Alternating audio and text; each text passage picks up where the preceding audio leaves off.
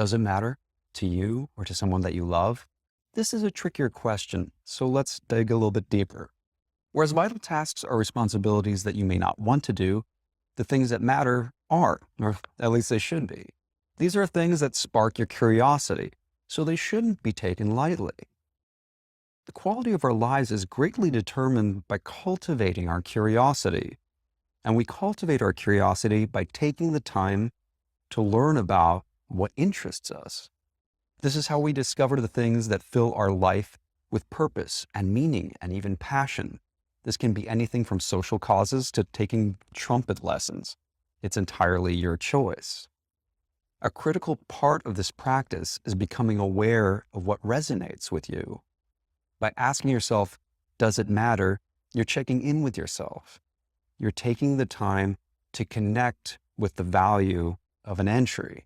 For professional matters, this question can quickly weed out a lot of unnecessary busy work.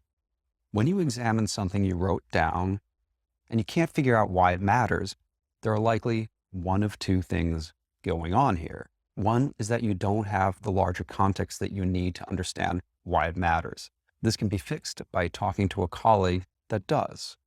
More often than not, this will either resolve your question, which helps you see why it matters, which can motivate you, or you can make it clear that this task is in fact irrelevant, which saves both your company and yourself some time.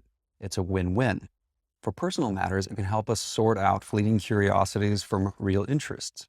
We write down a lot of personal goals and daydreams that continue to distract us long after their expiration date.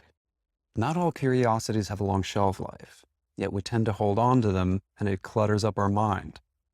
By asking ourselves on a regular basis, does it matter? We're checking the expiration date on these ideas, these goals, these dreams, so we can throw out the things that don't nourish us anymore and focus on the ones that may. This allows us to identify things that hold our interest over time. If you continue to believe that something matters month after month, then it probably does, and it's worth taking time for.